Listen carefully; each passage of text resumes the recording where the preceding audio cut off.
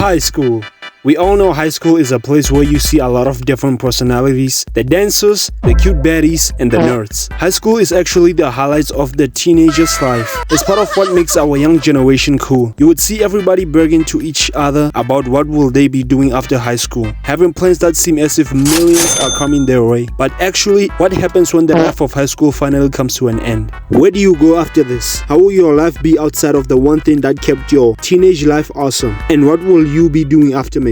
Let's start off with the stay-at-home students, and by students I mean not learning nothing. These types of people are the type of people that would just vanish, not to be known where they are after they finish matric, and by matric I mean grade 12. You would think they have moved on to another place or they are somewhere busy with their life, but no, they've actually been home all the time. They got no aspirations, no goals, no future plans, nothing. All they do is stay at home, play video games, scroll through TikTok, eat all day, and play with their chicken. Or sometimes for rich kids, they would just take their parents' credit card and spend on useless stuff like alcohol, on girls, or sometimes on clothes. They would also buy tickets to a big concert even though their parents don't care. And sometimes their parents would ask them, "What are you planning to do with your life?" They would just be like,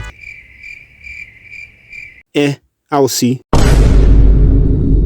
Even some of these people can spend days sitting in their rooms watching Netflix and not giving a damn about what they will be doing in the future. Some of these people would even be so ashamed to leave their house so that they don't bump into anybody they know, because if they do, they would be so afraid they might be interrogated or questioned. They'll be like, "Hey friend, what are you planning for this year?"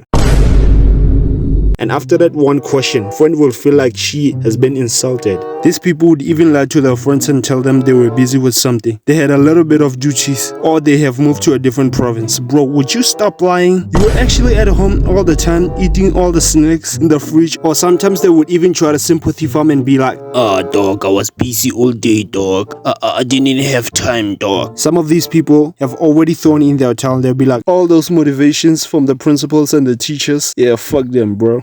Stop it. Get some help.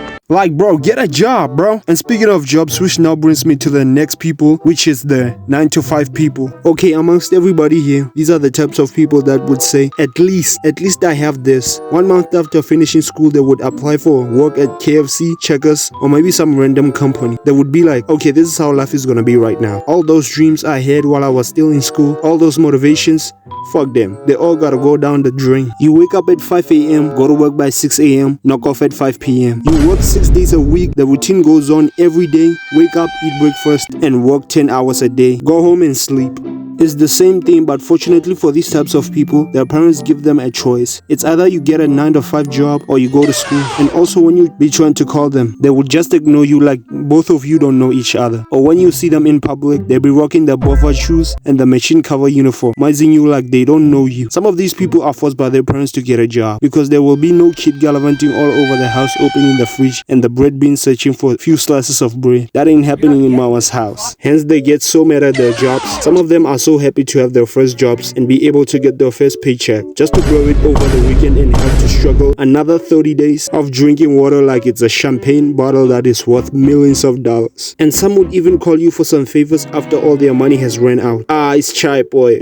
Ha, forget. Some of these kids be having some most generous parents ever. They be even helping them apply for jobs so that they can get a guaranteed paycheck. Speaking about guarantee, I wish I can say the same about the next people on this list. Now we got the Make Money Online / Hustle Culture group. Yeah, now card. Okay, we all know almost every high school student has resorted to this before they finish high school. This is where the majority of us fall in on. The delusion of thinking you can live out of making money online just because you saw that one influencer on social media driving your favorite car, an AMG or a Lamborghini, or advertising a course that had all of us on a chokehold. You had niggas in high school blabbering their business to one another saying, "Yo bro, I'm gonna be a millionaire one day." And at the same time, bro hasn't even figured out what he wanna do. Some of these people would be like, "I'm gonna be a forex trader, I'm gonna do drop shipping, I'm gonna be a content creator, I'm gonna gamble." And there's always that one girl that's like, "Should I start an OF account?" That's what they think their life is gonna be from now on. Yeah, I don't have a lot to say about these people. And then we have the gamblers. The little money they have,